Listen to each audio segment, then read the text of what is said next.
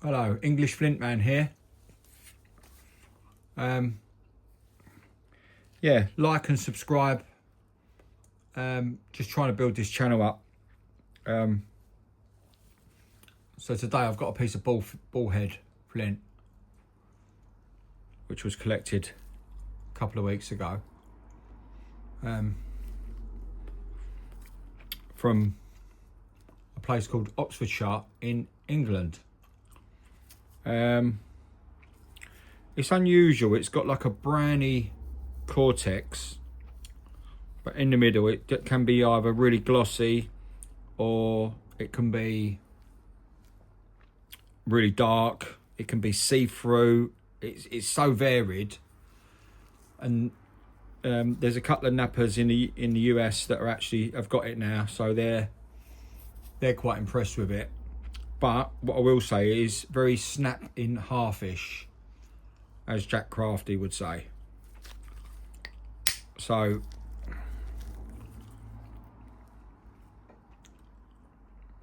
can you see that? The colours in there. So it is highly unpredictable at times, but I'm going to give it a little go anyway. I'm not going to talk too much through this, but I'm going to use my... I should really sort of weigh these to let you know what sort of weights they are, but they're the boppers in order. So I'm going to go for, because it's only a small piece, I'm going to go for this middle one here. These are actually really doing well. I had the lead filled boppers before and I just destroyed them in no time. These are taking a lot more abuse because they're solid copper all the way through. Then the feel is not the same. These could be actually probably about that much longer, so you can get more feel to them. So they are a bit restricted, but yeah, I'm taking what I can. At the moment, they're perfect. I sometimes use this as well, which is I see other nappers using it, but I can't really get on with it. But it still does the job. Anyway, I'm hoping this is in frame. Try and get a little bit closer.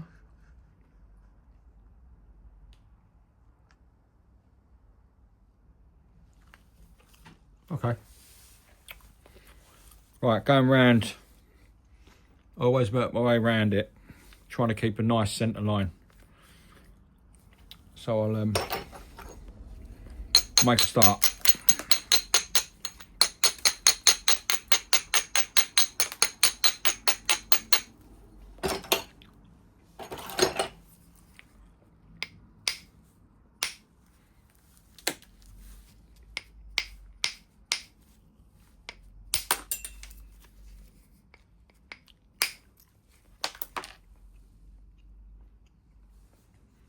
See this brown cortex, look. That's where you know it's bullhead.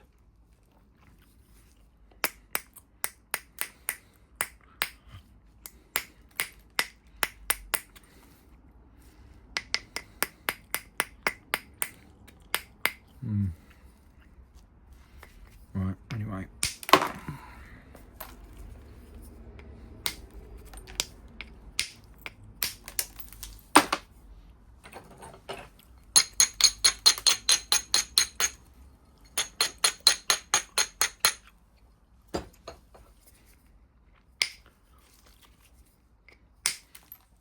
I'm just wondering whether over time I will eventually get this in frame so people can actually see what I'm doing.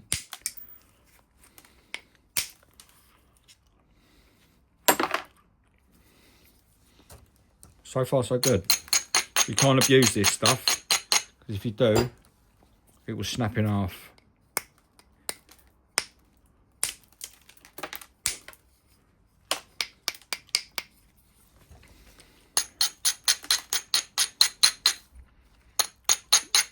obviously grinding to keep that edge nice and strong.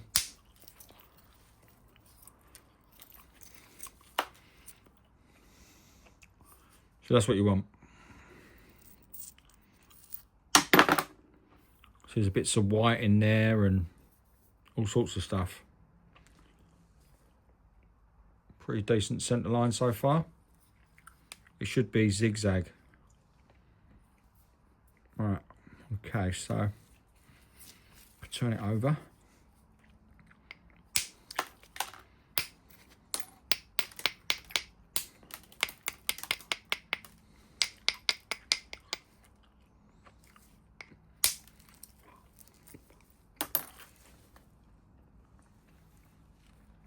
The hand keeps going up in the air, so I don't know why. So there. Keep it there. That's it. Right.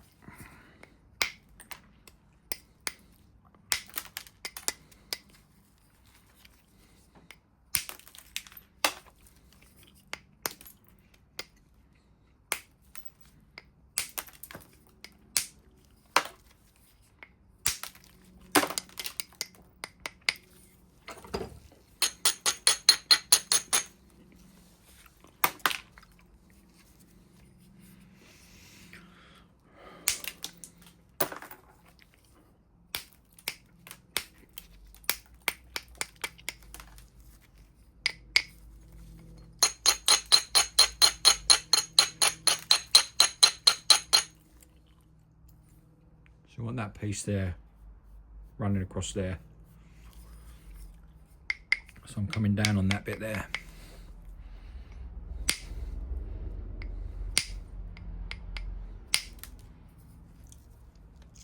That's what we wanted.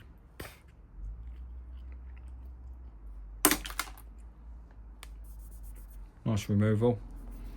Thinning it out. That's what you want. Right, okay, so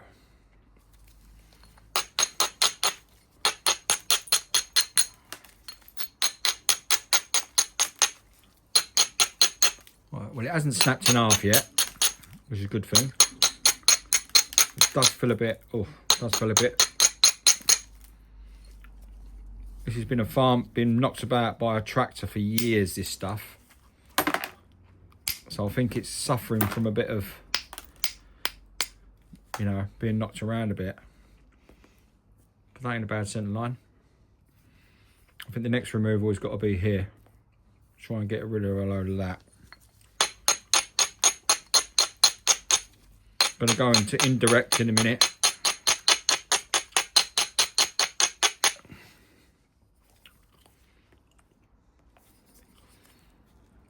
That low point.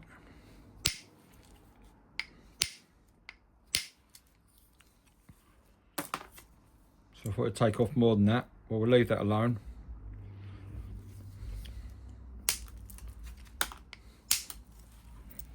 That's better.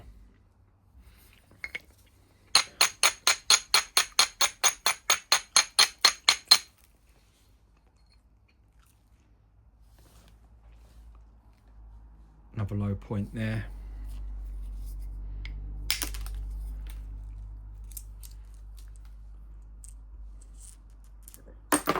Nice. Another low point next to it.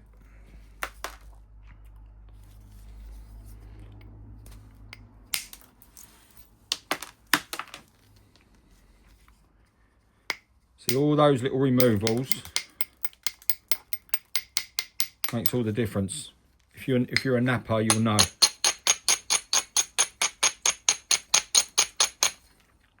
I know people do sometimes speed challenge, but they are really good at what they do, but I can't do it, I just ruin it. See, now we've dived in a bit there, which is not great. So I'm thinking maybe going to the indirect now. So it's not a bad little biface. Could put that to one side, but what I'm going to do, I'm going to try and get a little bit more off of it.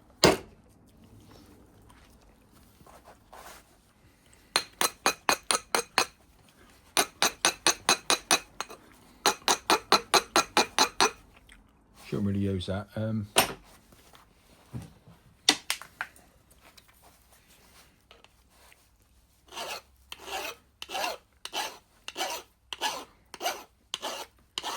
This is just all stuff that I've copied other people off the internet.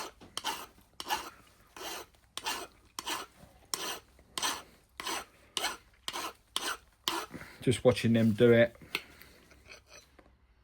Obviously in the UK we're very limited on materials. Everything's ultra expensive, as you know, if you live here. So, you know, you have to sort of... A lot of this stuff comes off of eBay. But it's not cheap.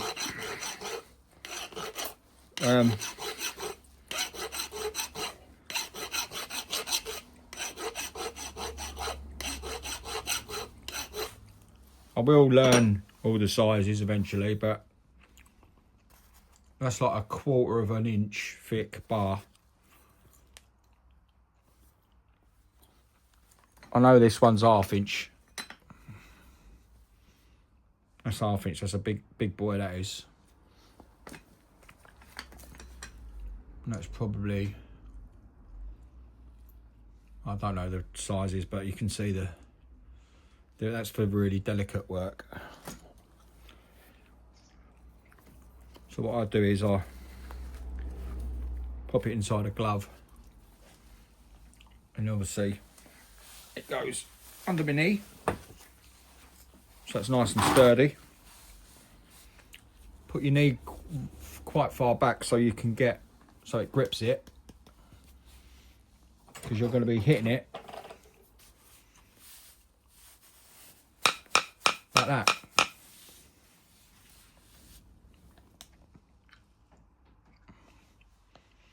So what I'm looking for now is platforms.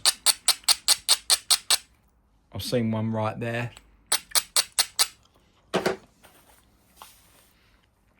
Put the tip of this right on the tip. Then you've got to give it a really proper whack.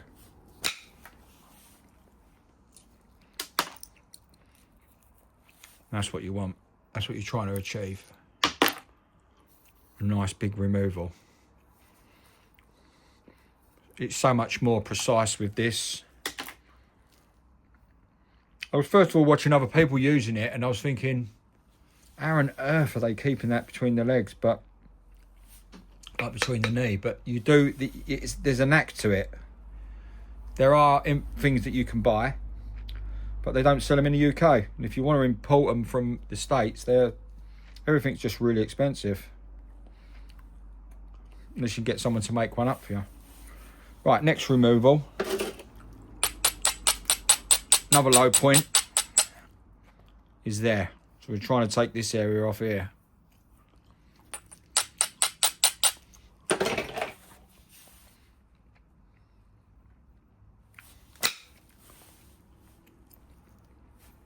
With a pretty decent success. I mean, look at that. That's literally...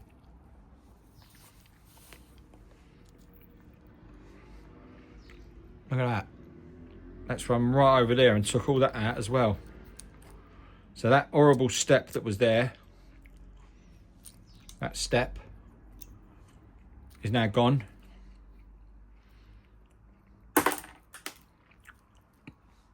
There's a turtle back in the middle. We call them turtle backs or platforms or whatever you want to call them. That now has got to go. So there's a way of doing that, is you can put that in the middle on the actual bit itself and give it a whack. And there it goes.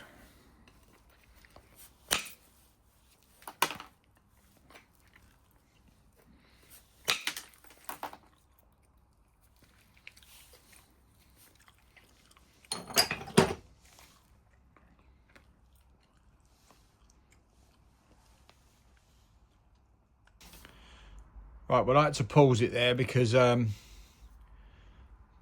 basically, yeah, removing that piece underneath I've hit it with the indirect and it's gone straight into my finger, a piece of flint. So there's a bit of remnant of blood.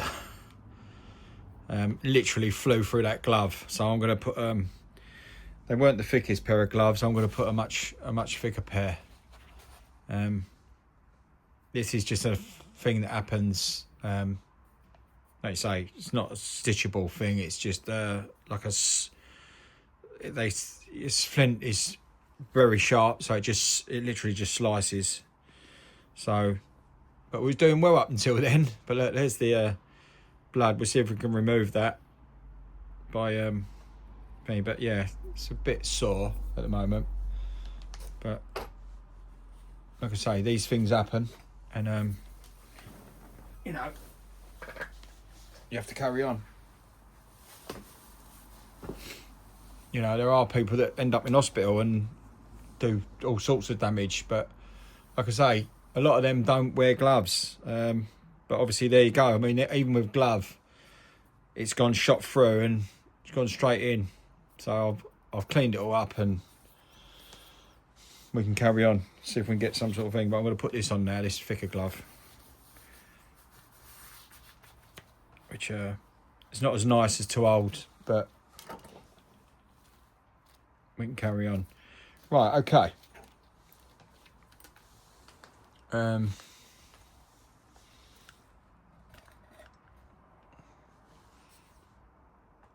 that slightly better. Try and get these camera angles. Okay, so look, I mean, an example where that blood is. Let's see if we can. There's still a bit of cortex on there. Still a bit of cortex here as well. Still quite thick in the middle, so we're trying to drive those flakes across. So let's go on some low points. Obviously,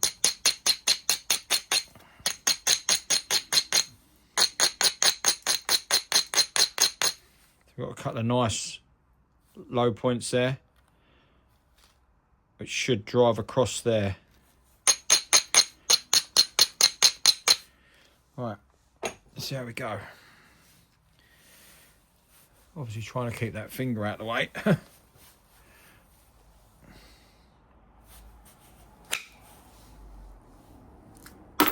Nice one there. And another one there. A bit of cortex in the middle is now gone. Drove right across that flake.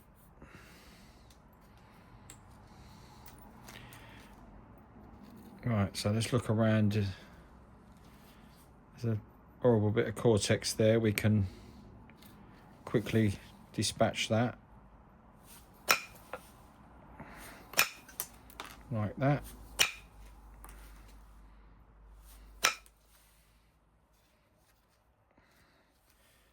Right, there's the blood area. Right, so we'll see if we can drive across there. There's a low point there, so hopefully that'll take that piece out there. Let's get that little grind up.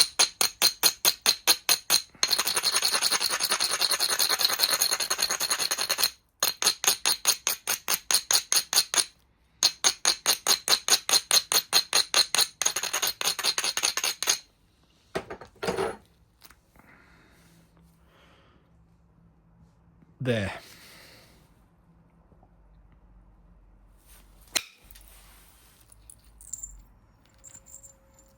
That is just a perfect removal. See that?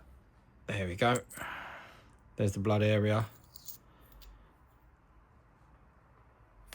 Beautiful, right across.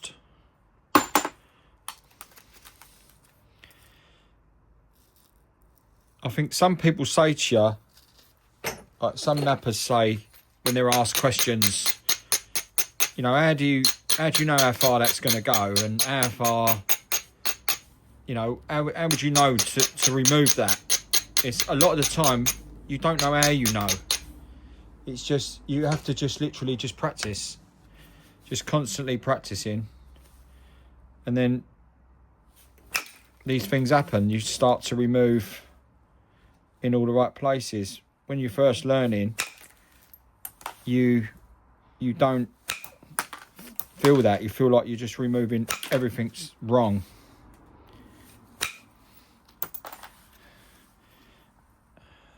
That's some nice removals there. Bit of cortex there. They like, the bullhead people, enthusiasts, like this orangey stuff left in there. But to leave that on, you have to remove more on this side. And yeah, I'm not sort of to that level, not that skill set yet. But that's a pretty decent biface right there. So yeah, that's pretty good. Just give it a nice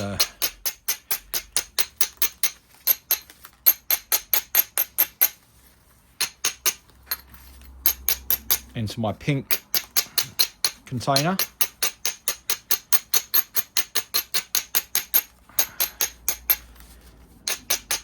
Which catches most of it. I have got a fan going and the door's open as well, so you know, they say not to breathe this stuff in, but I mean, you have to just take care. Right, okay, so we've got a bit of a turtleback going on here. So what we're going to do now is we're going to lower this edge, a couple of little taps.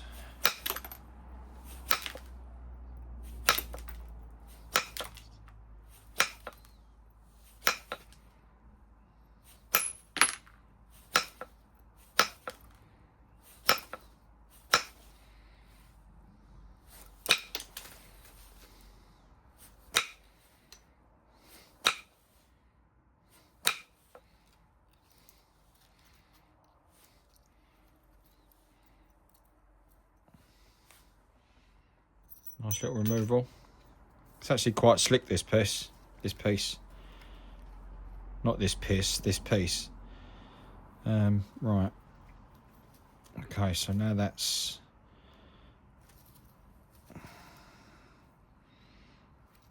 pretty good.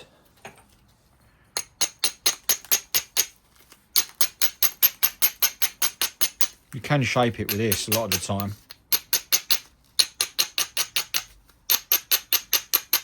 Like I say, I never ever have a plan on what I'm going to actually make.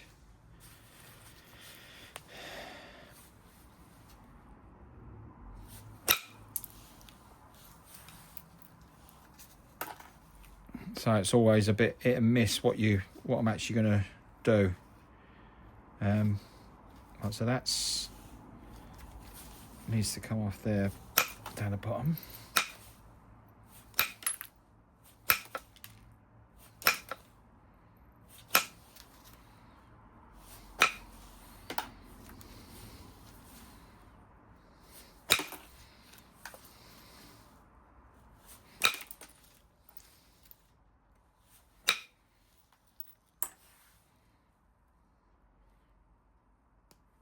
See that hinge there? You end up with a dead straight line. So it just stops dead. So now you've got to work across this way or from the side, sneak up on it. There's a few bits around here we can remove.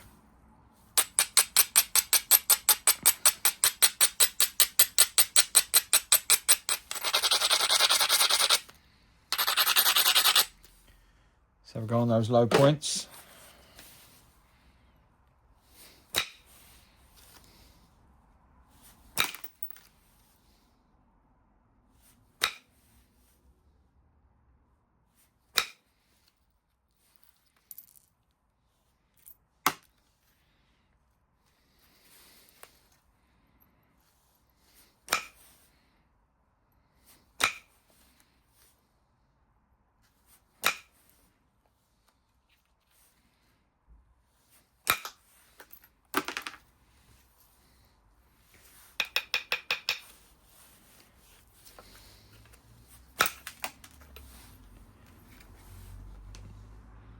That's a pretty decent biface, to be honest.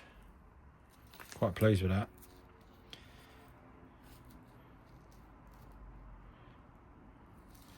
Right, okay, so we've got this turtle back here to get rid of.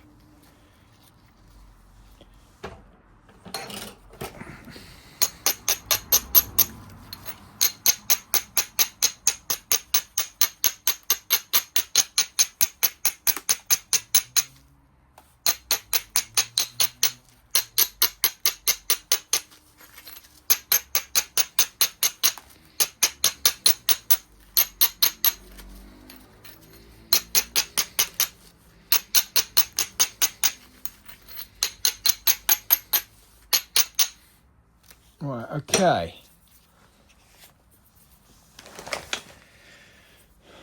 So far, so good.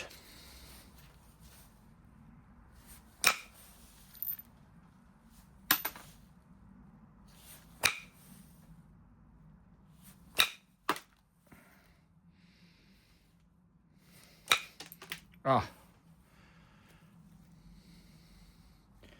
Right, well that's an example of what can go wrong.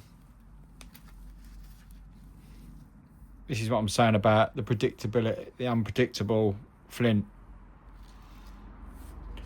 But if you look at that, we can bring that off there, still make it into a point.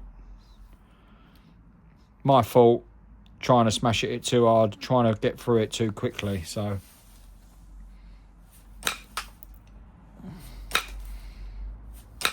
I'm not going to talk now, I'm just going to try and get this back to some sort of something.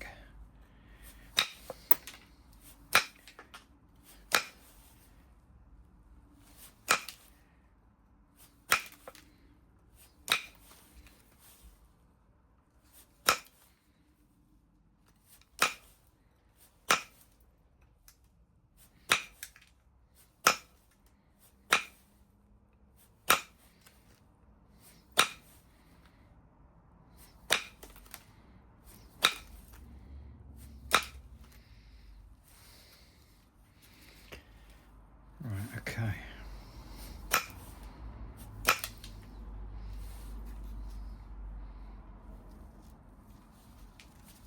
It's a pretty bad mess.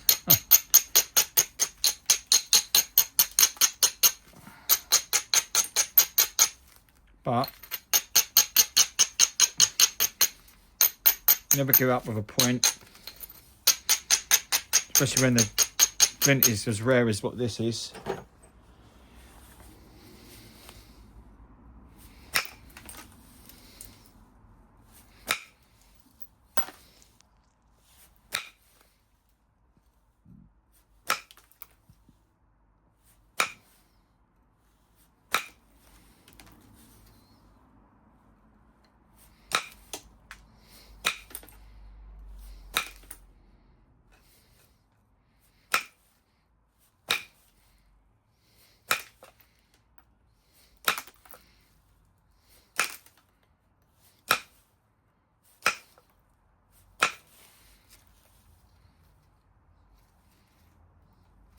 There's some people actually use pliers to get the shape they want.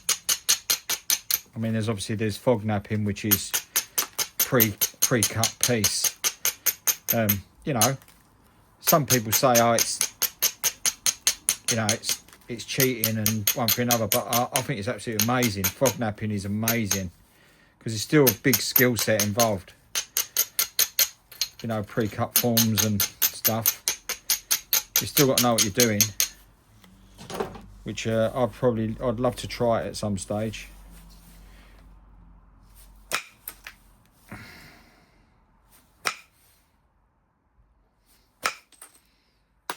Right, okay.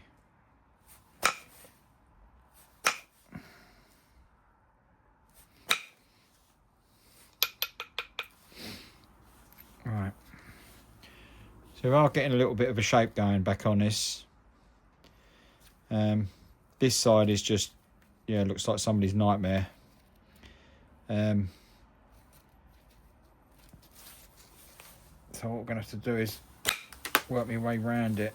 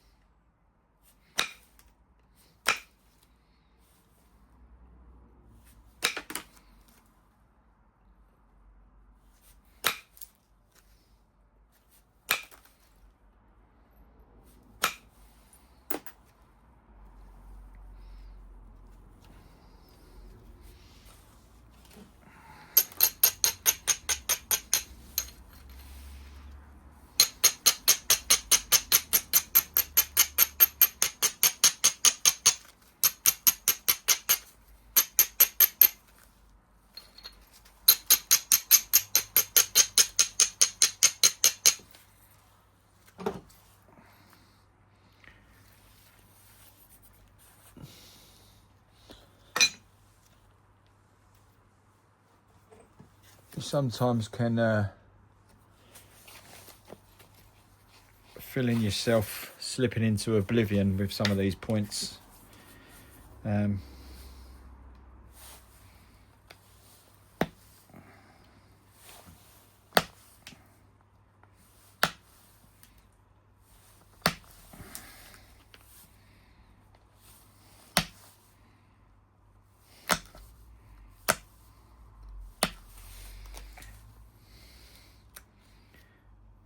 Yeah, I think this is going to be one of those. You're going to need a lot more work done on it. I've not got enough time to do it on here at the moment. So yeah, as you can see, things do go wrong. Yeah, it needs a lot more work done on it.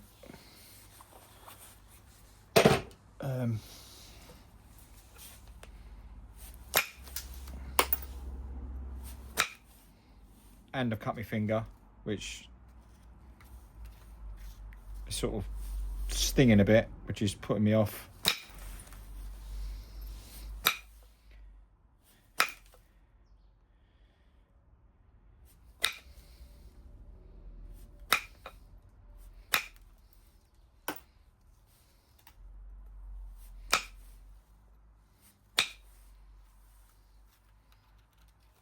Bit more work. I'll leave that for another day. The trials and tribulations of flint knapping. Thanks for watching. Please like and subscribe. English Flint Man. Thank you.